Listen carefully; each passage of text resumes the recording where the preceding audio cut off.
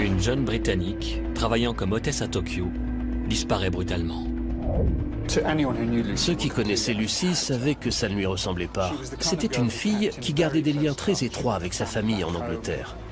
Son père, affolé, est désespéré par la réaction des autorités japonaises.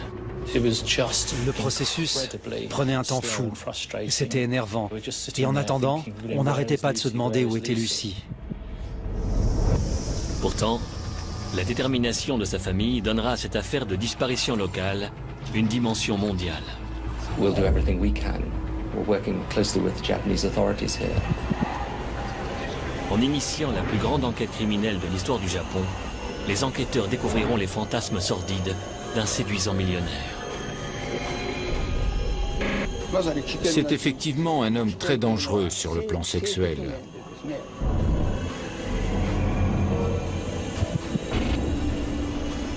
Voici comment l'homme surnommé le monstre à visage humain a été envoyé devant la justice.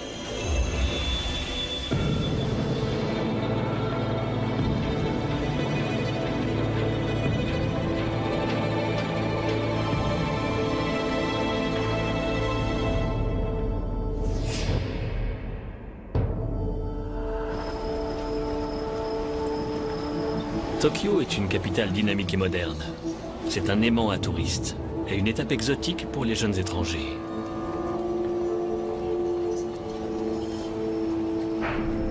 Tous les ans, des milliers de femmes du monde entier sont attirées par l'argent facile, gagné en tant qu'hôtesse dans les bars de nuit tokyoïtes.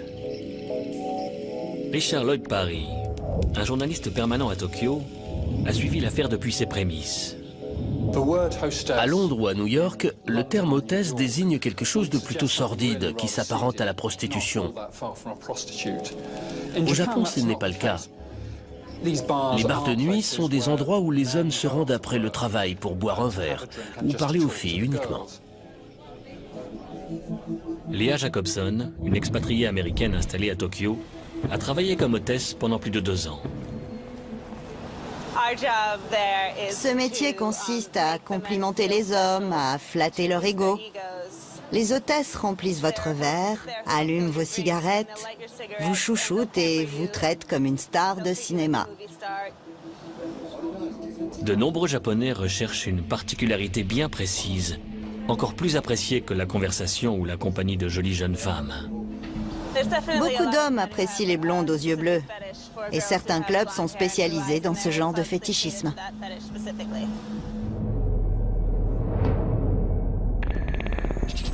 Le 4 mai 2000, Lucy Blackman, une ancienne hôtesse de l'air de 21 ans, atterrit à Tokyo avec une amie, Louise Phillips. Elle désire gagner de l'argent et surtout, profiter de la vie culturelle trépidante du Japon. Tim, le père de Lucy, se souvient quand sa fille a décidé de partir en Extrême-Orient. Elle travaillait comme hôtesse de l'air pour une compagnie aérienne britannique avec son amie Louise. Après avoir pris la décision de faire ce voyage palpitant toutes les deux, elles ont plaqué leur boulot d'hôtesse de l'air et ont commencé à préparer leur séjour.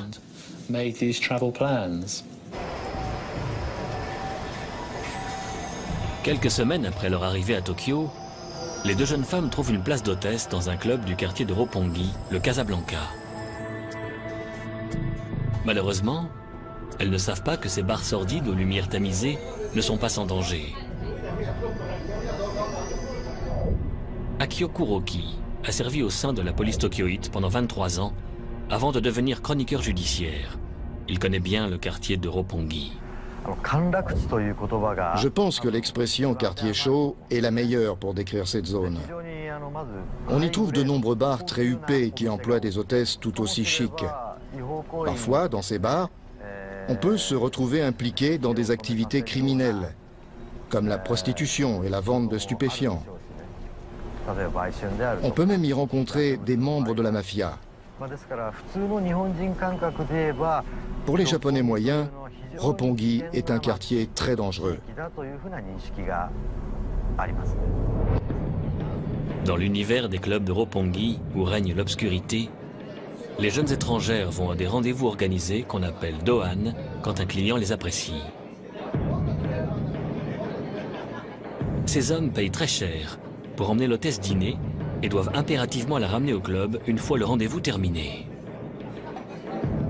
C'est un rendez-vous tarifé, où les hommes nous emmènent dans de beaux restaurants et nous font visiter la ville.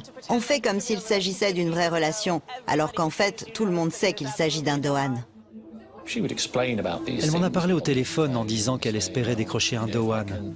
Et comme je ne savais pas ce que c'était, elle m'a répondu qu'un type l'emmènerait dîner, la ramènerait au club et qu'elle toucherait beaucoup d'argent. Alors j'ai fait, si c'est ton boulot, vas-y. Le 1er juillet 2000, Lucy ne revient pas à son appartement après avoir effectué son tout premier Doan avec un client du Casablanca. Le lendemain matin, son amie et colocataire Louise reçoit un coup de fil très étrange de la part d'un homme qui saurait où se trouve la jeune femme. Très inquiète, elle appelle immédiatement la mère de Lucy au Royaume-Uni. Bonjour Jane, c'est Louise. Je suis un peu inquiète parce que Lucy n'est pas rentrée hier soir. Et un type vient de m'appeler pour dire qu'elle a rejoint une secte. Pour le père de Lucy, ces nouvelles sont particulièrement alarmantes. Pour moi, il était impossible que ma fille ait volontairement rejoint une secte religieuse, parce que ce n'était pas son genre. Sa famille cherche le moindre détail concernant sa disparition. Malheureusement, le décalage horaire complique les échanges d'informations. Moins de 24 heures après la disparition de sa sœur, Sophie Blackman prend le taureau par les cornes.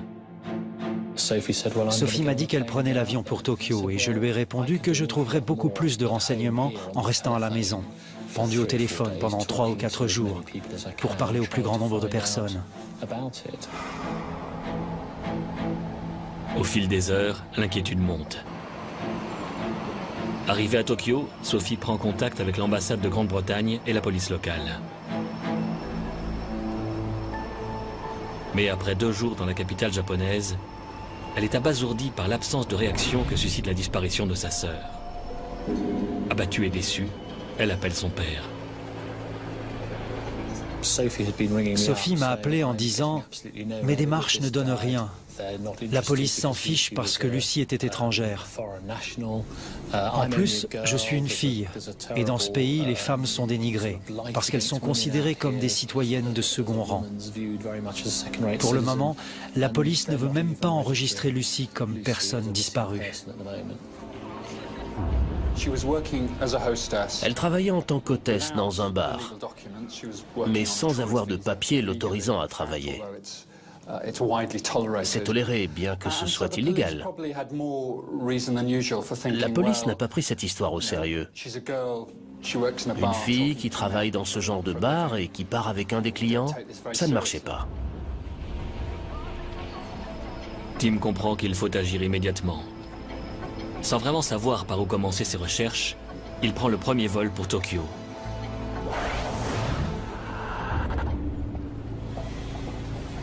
Une jeune Britannique travaillant comme hôtesse à Tokyo a disparu dans de mystérieuses circonstances. Cela fait 1 semaine que Lucy Blackman, une ancienne hôtesse de l'air de 21 ans, originaire du Kent, est introuvable.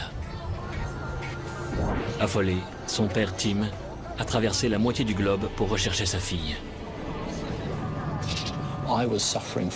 J'étais en état de choc. J'étais complètement perdu. Quand quelqu'un me disait quelque chose, j'oubliais immédiatement ce qu'on m'avait dit et qui me l'avait dit. Psychologiquement, j'étais au 36e dessous. Je ne comprenais pas ce qui se passait. À son arrivée, Tim sait qu'il n'a pas de temps à perdre. Cependant, il est tout de suite abasourdi par la réaction de la police concernant la disparition de Lucy. On m'a dit elle est adulte. Ça ne fait que 2 ou 3 jours qu'elle n'est plus là. Elle a dû se prendre une cuite quelque part. On n'a pas de temps à perdre avec ça. Le plus alarmant, c'est la soudaine absence de communication de la part de Lucy. Ceux qui connaissaient Lucy savaient que ça ne lui ressemblait pas. C'était une fille qui gardait des liens très étroits avec son amie Louise et sa famille en Angleterre. Salut Sophie, c'est moi Lucy. Elle appelait fréquemment, C'est ça, oui. même si elle n'avait rien à raconter. Tim et Sophie ont du mal à persuader la police tokyoïte que leurs inquiétudes sont fondées.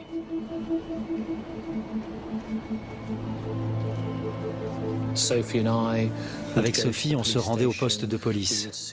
On nous installait dans une petite salle d'interrogatoire de 3 mètres sur 2,50 mètres et il ne se passait rien. Le processus prenait un temps fou. C'était énervant.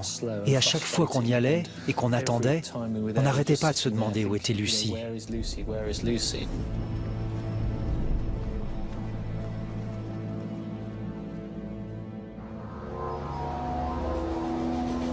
12 jours après sa disparition, en l'absence de l'aide de la police, Tim entreprend sa propre enquête. Grâce à l'aide de Louise, il retrace les derniers déplacements connus de sa fille. Le jour de sa disparition, elle avait un Dohan, un rendez-vous tarifé, avec un client du Casablanca. Je t'appelle tout à l'heure. Amuse-toi bien. À plus. C'était un samedi matin.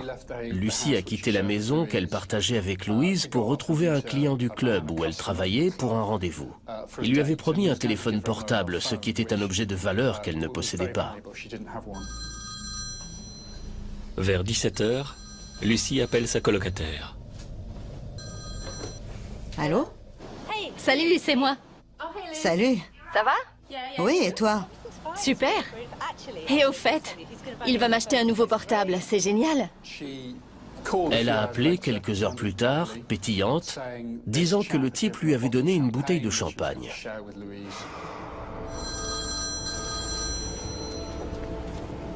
À 19 h, Louise reçoit un nouvel appel.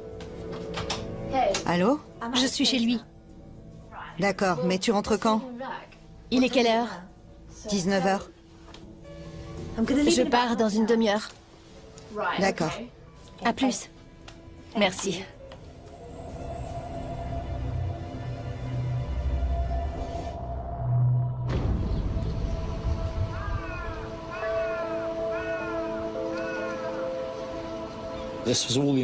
Tout ce qu'on savait, c'était que Lucy était partie sur la côte avec quelqu'un dans l'après-midi et qu'elle n'était pas revenue. On était sûr que l'affaire était grave, parce qu'elle avait prévu quelque chose le soir même avec Louise, et que ce n'était pas du tout son genre de ne pas tenir ses engagements. Une fois de plus, Tim retourne au poste de police.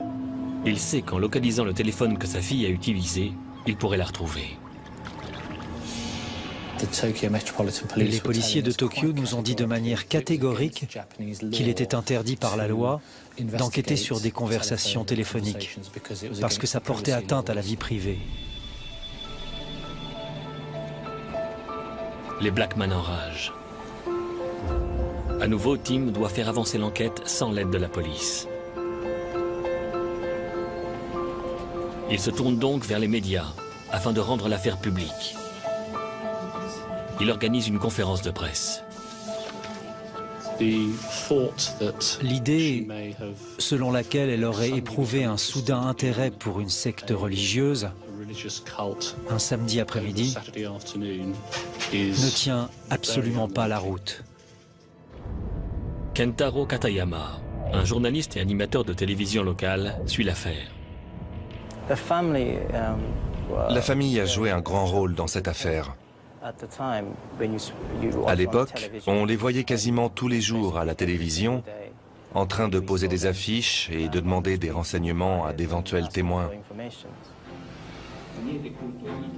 Le recours aux médias porte ses fruits. L'affaire passionne les foules. Mais malgré sa mise sous les projecteurs, l'enquête progresse lentement et s'avère peu concluante. Devant l'indifférence de la police, Tim ne se décourage pas et trouve un autre moyen de faire parler de la disparition de sa fille.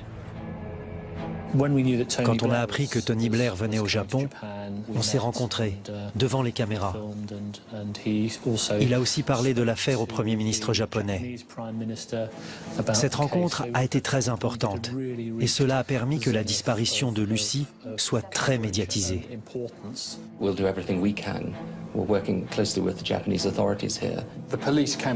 La police était sous pression comme jamais, surtout à cause des efforts de Tim Blackman pour exercer une pression politique sur le gouvernement japonais.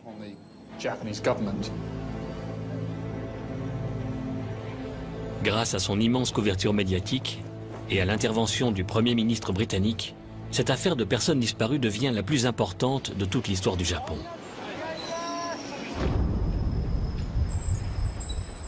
Néanmoins, aucun élément nouveau n'est à signaler.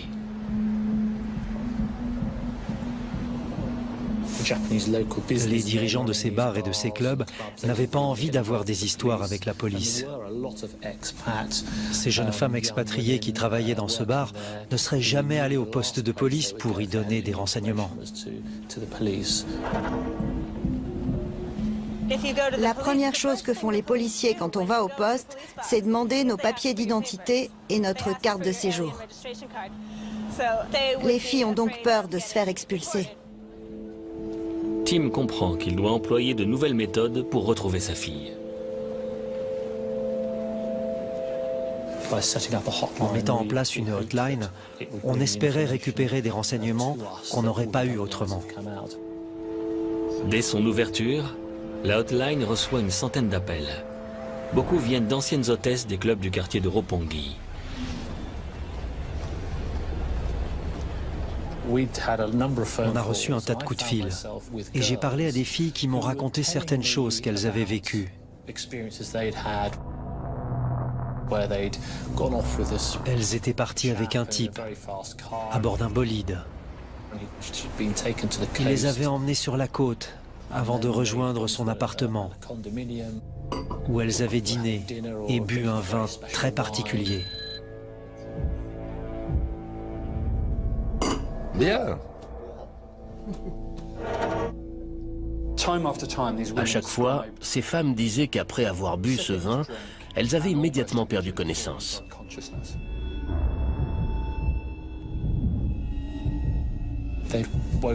Elles se réveillaient le lendemain, complètement patraques.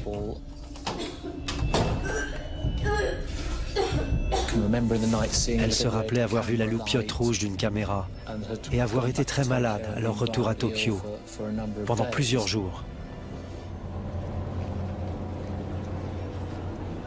Plusieurs filles décrivent l'homme qui avait demandé le Dohan comme un japonais très opulent, élégant, approchant la cinquantaine. La police intensifie ses recherches près des clubs de Roppongi et réexamine tous ces dossiers impliquant un viol ou une agression d'hôtesse. La mère de Lucy, Jane Steer, demande à Dave Davis, un agent de Scotland Yard à la retraite, de se joindre aux recherches. La première chose à faire, normalement, consiste à vérifier les informations dès que quelqu'un a soi-disant été drogué, enlevé, violé ou que sais-je. Ça n'a rien de sorcier. Ce sont les procédures de police habituelles, sachant que la police de Tokyo avait 80 à 100 agents pour faire ces vérifications. On se rend compte qu'ils ont mis un peu de temps à s'y mettre. Néanmoins, les lois japonaises concernant la vie privée représentent un réel obstacle dans cette enquête. C'était un gros problème. Comme Lucy avait passé ses coups de fil depuis un portable, il aurait été possible de le localiser.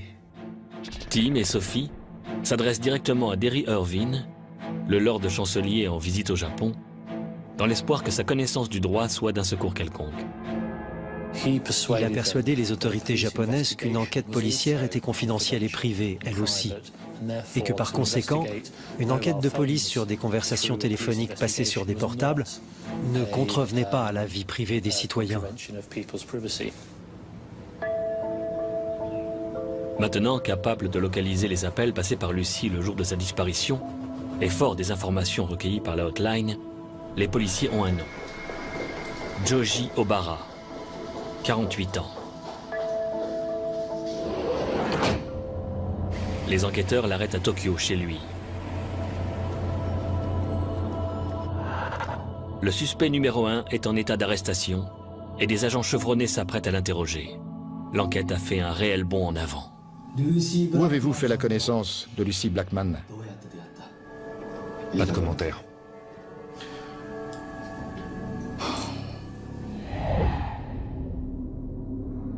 Selon le professeur de droit et procureur à la retraite Takeshi Tsushimoto, les dénégations d'Obara pourraient jouer en sa faveur. Nous avons un taux de condamnation de 99%, croyez-le ou non. Et si c'est le cas, c'est parce qu'au Japon, les juges ont tendance à décider de la culpabilité ou de l'innocence d'un prévenu sur la base de preuves apportées par les aveux.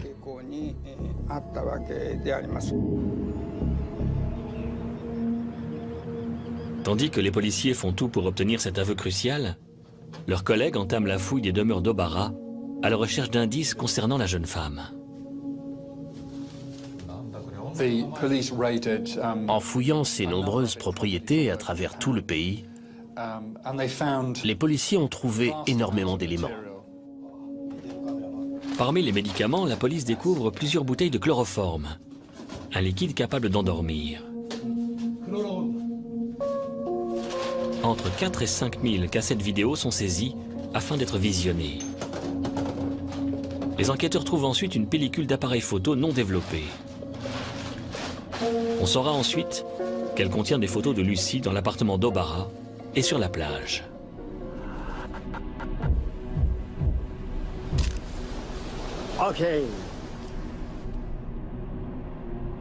Obara est acculé. Il admet qu'il a rencontré Lucy. Étiez-vous avec Lucy Blackman le jour de sa disparition? Oui, je ne le nie pas. Il a admis qu'il avait rencontré Lucy au club, qu'il l'avait invitée dans son appartement sur la côte et qu'il l'avait prise en photo au bord de la plage. On a mangé et bu quelques verres. Il n'a pas nié qu'elle était chez lui, mais il a nié toute implication dans sa disparition. Je l'ai laissée à la gare et elle est partie. À quelle heure? Elle allait où?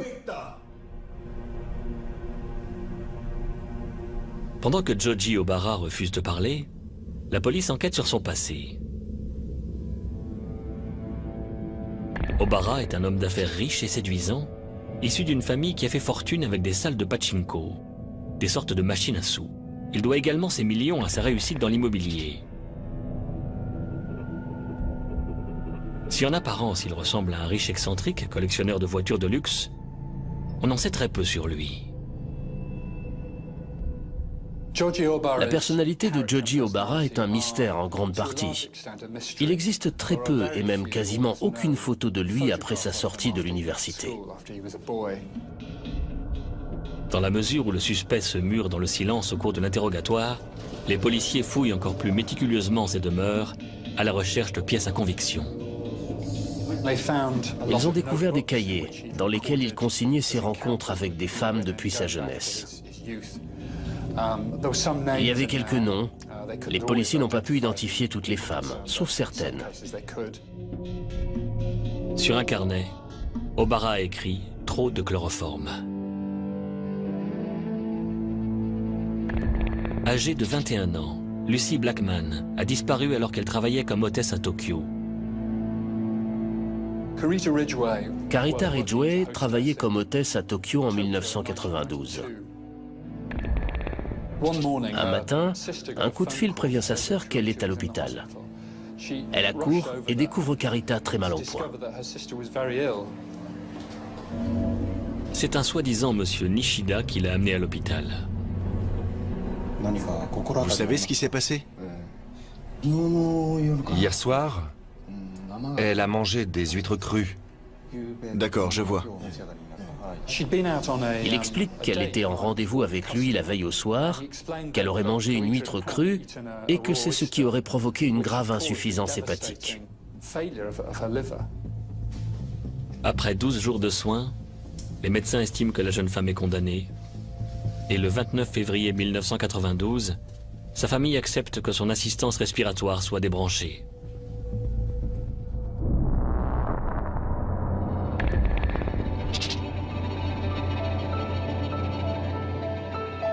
À l'époque, aucune enquête n'est menée.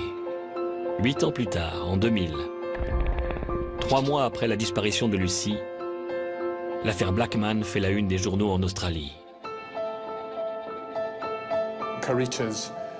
L'ancien fiancé de Carita est en Australie. Il lit les articles consacrés à la disparition de Lucy Blackman et immédiatement il se demande s'il y a un lien. Même si la dépouille de Carita a été incinérée en 1992, un élément crucial a été conservé. On peut saluer l'hôpital qui a pensé à préserver un échantillon du foie de la jeune femme. Il a donc été analysé à nouveau et on y a trouvé des traces de chloroforme. Les enquêteurs disposent donc d'un nouvel élément et d'un indice potentiellement capital pour résoudre l'affaire Lucy Blackman.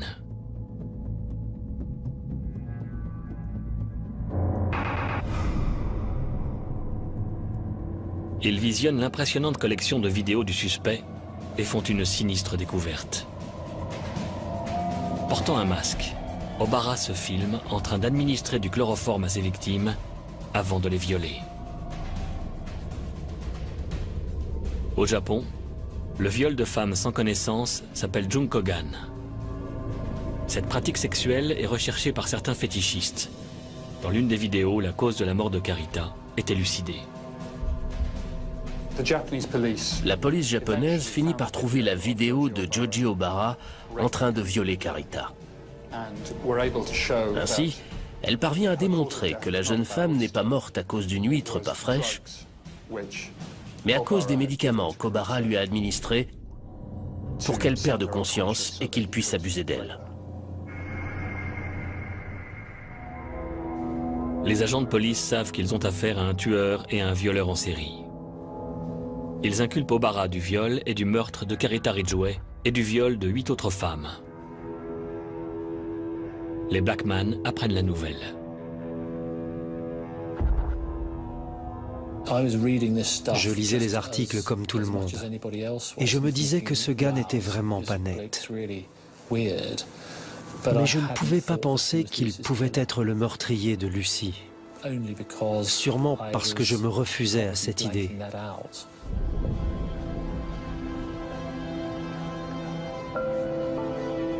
Tim est au Royaume-Uni depuis qu'il a quitté Tokyo en septembre 2000. Grâce aux dons de sympathisants, il a dépensé des dizaines de milliers de livres sterling à la recherche de sa fille. Il est déprimé et à bout de force. D'autres éléments indiquant que Lucy n'a jamais quitté l'appartement d'Obara noircissent davantage le tableau. Sur le disque dur de son ordinateur, on a trouvé la trace de recherche internet concernant l'acide sulfurique ou comment se débarrasser d'un cadavre. Les policiers reconstituent l'emploi du temps d'Obara au moment de la disparition de Lucy. Bonjour. Je suis avec une femme qui est en train de faire une overdose. Qu'est-ce que je dois faire? Le 2 juillet, d'après ses relevés téléphoniques, il aurait téléphoné à plusieurs hôpitaux de la région pour savoir comment procéder avec une victime d'overdose. Je vais essayer. D'accord.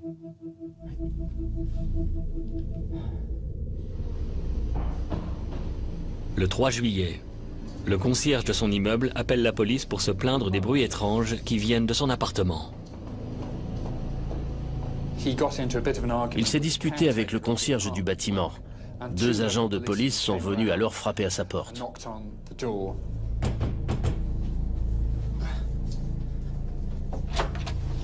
On peut vous parler? Allez-vous-en. Apparemment, il était en sueur, agité, et il a refusé de laisser entrer les policiers. Pourquoi avez-vous refusé qu'ils entrent chez vous le 6 juillet? Comme j'étais en train de carreler ma salle de bain et que j'avais pris une douche, ce n'était pas pratique. Il les a chassés de manière agressive. Partez ou j'appelle mon avocat.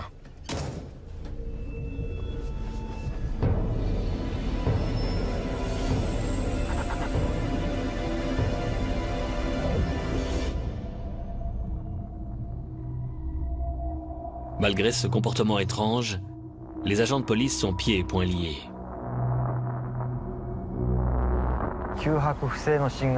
Par exemple, si une femme crie à l'aide, La police a le droit d'entrer de force, uniquement dans ce cas de danger imminent ou dans le cas d'activité illégale. À ce moment-là, les officiers de police présents sur le palier ont dû se dire qu'ils n'avaient pas besoin d'intervenir, ou alors ils ont été complètement bernés par M. Obara.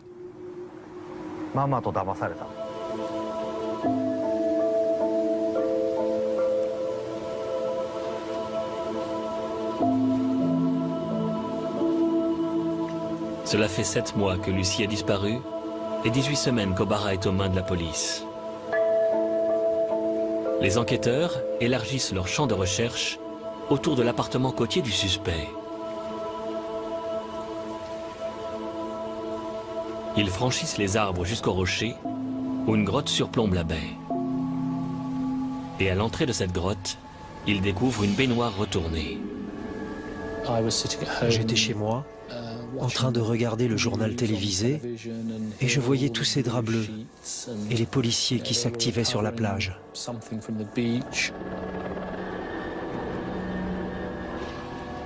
Sous la baignoire, ils trouvent plusieurs sacs contenant des restes humains et un bloc de ciment.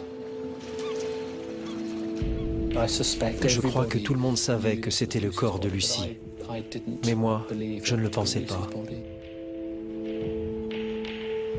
En découpant le ciment, les médecins légistes mettent au jour un crâne. L'examen dentaire permet d'identifier le cadavre. Il s'agit bien de Lucy Blackman. Dans mon souvenir, la première fois que j'ai compris que c'était Lucy, c'était à ce moment-là, quand les derniers membres de son corps ont été trouvés.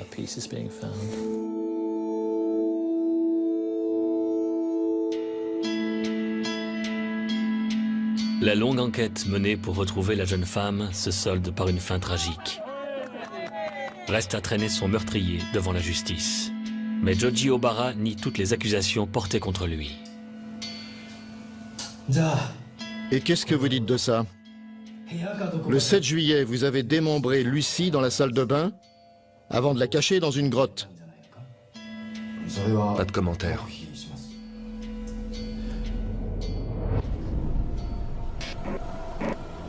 En l'absence d'aveu, ce sont les médecins légistes qui sont chargés de trouver des éléments compromettants.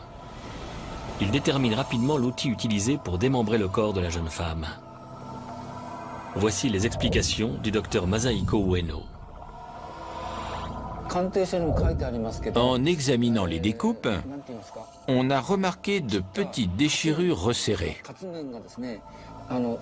Quand on utilise une scie, l'espace entre chaque déchiqueture est large, à cause de l'amplitude du mouvement.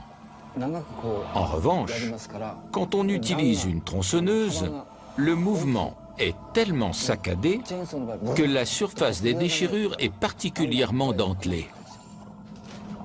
Des reçus trouvés chez Obara confirment qu'il a acheté une tronçonneuse quelques jours seulement après la disparition de Lucy. Malheureusement, les médecins légistes ne trouvent aucun indice probant. Ils n'arrivaient pas à déterminer la cause, la date et le lieu de la mort de Lucy parce qu'il n'y avait pas de preuves tangibles ou de traces d'ADN provenant des poils ou du sperme d'Obara sur le cadavre. Il faut dire que ça faisait 7 mois que son corps démembré avait été caché dans un lieu humide et sablonneux. Il était en trop mauvais état pour qu'on prélève des échantillons et qu'on détermine la cause du décès. C'est un coup dur pour les enquêteurs. Mais pourquoi la police n'a-t-elle pas trouvé le corps plus tôt? Certaines personnes ont suggéré que les enquêteurs savaient où était le corps depuis le début, parce qu'ils avaient ratissé la zone avec des chiens. Ils auraient dû trouver le cadavre. Peut-être qu'ils savaient effectivement où était le corps, mais ils n'y ont pas touché parce qu'ils voulaient que Joji Obara leur indique son emplacement et qu'il avoue. Bon, monsieur Obara, vous continuez à nier? Oui, je nie en bloc. Si c'est le cas, c'était une grossière erreur. Le réquisitoire devra se fonder sur l'incroyable quantité de preuves indirectes incriminant Obara. D'après le réquisitoire, cela faisait 10 ou 15 ans qu'il a enlevé des femmes. Il les droguait, et dès qu'elles avaient perdu connaissance, il en profitait pour les violer. Il les emmenait dans son appartement de la ville de Zushi. Entre. Merci. Il commandait éventuellement à manger et leur offrait quelque chose à boire. Tu veux un verre? Ah oui, d'accord. Il insistait pour que les filles goûtent un vin rare, qu'il disait venir d'Inde ou des Philippines, Tu vas voir, il est excellent. pour expliquer le goût étrange de sa boisson trafiquée. Si on boit cul sec, ça porte chance. Cul sec? Sinon, ça porte malheur. Santé. Santé.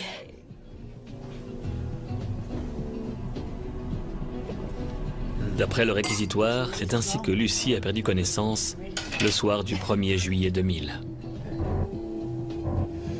Lucy. Ouais.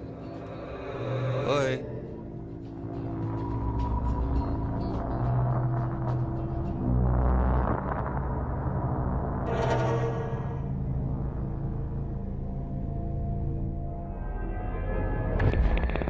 Joji Obara est accusé de l'enlèvement, du viol ayant entraîné la mort et de la tentative d'élimination du cadavre de Lucy Blackman, de 8 autres viols et du meurtre de Carita Ridgway.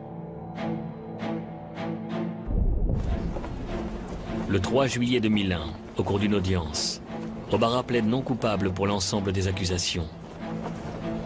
La date de son procès est fixée à novembre 2003. Les Blackman vont enfin avoir droit à la parole.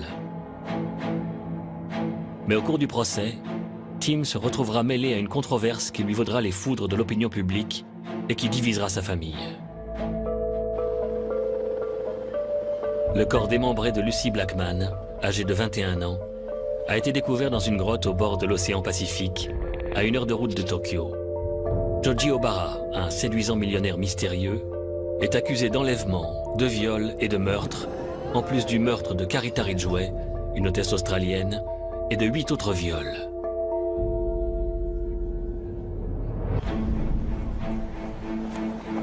Son procès ultra médiatisé s'ouvre en novembre 2003 et provoque l'incrédulité de la famille de Lucy. On m'avait souvent demandé comment j'imaginais le procès. C'était complètement dingue. On avait vraiment l'impression d'être des figurants dans une série télévisée.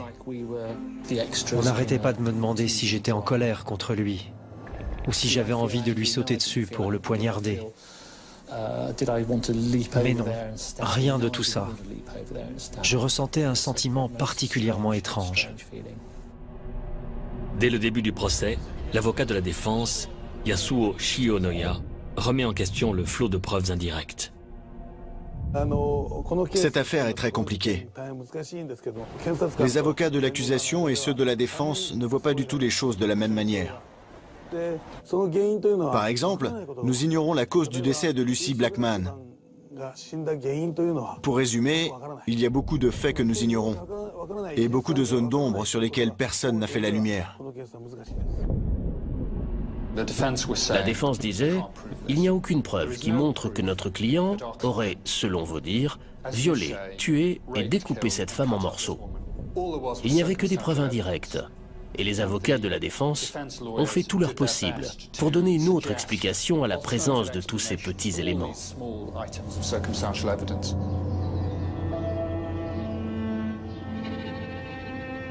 Pour la famille de Lucy, ce procès est d'autant plus douloureux que les preuves ne sont montrées au juge qu'une fois par mois lors d'une courte audience. Le procès est d'une lenteur insupportable. On nous avait prévenu à plusieurs reprises que ce procès serait très long et qu'il durerait très longtemps. Cela dit, je n'avais pas pensé qu'il pouvait durer aussi longtemps.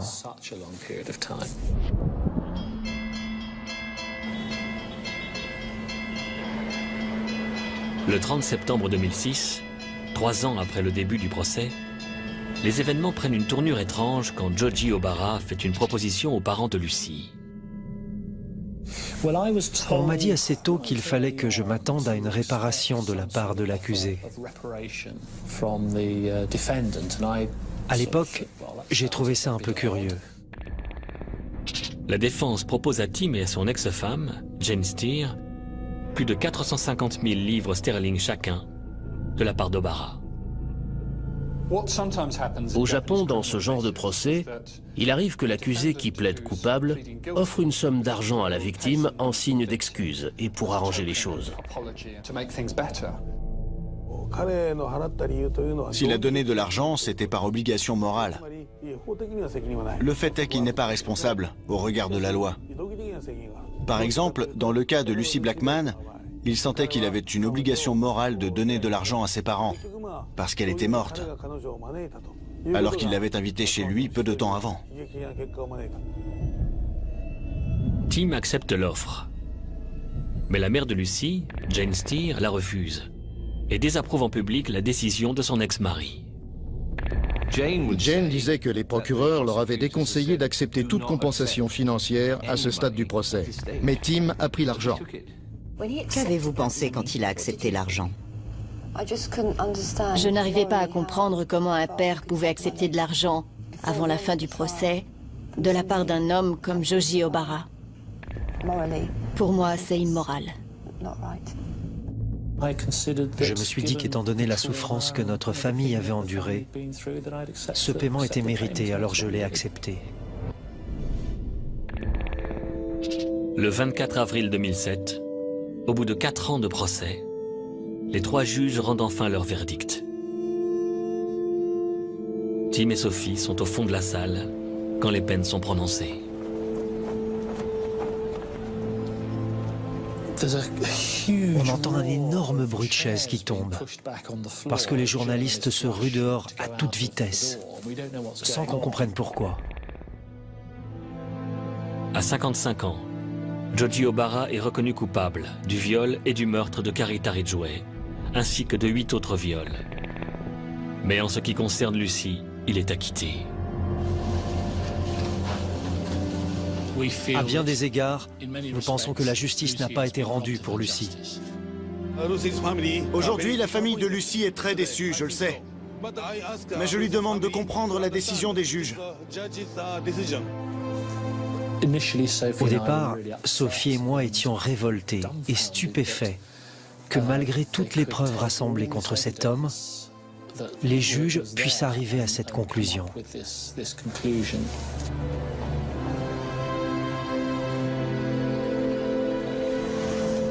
Les avocats de l'accusation font immédiatement appel. Le 16 décembre 2008, le verdict est prononcé. Joji Obara est déclaré coupable de l'enlèvement de Lucy et de la tentative d'élimination de son cadavre.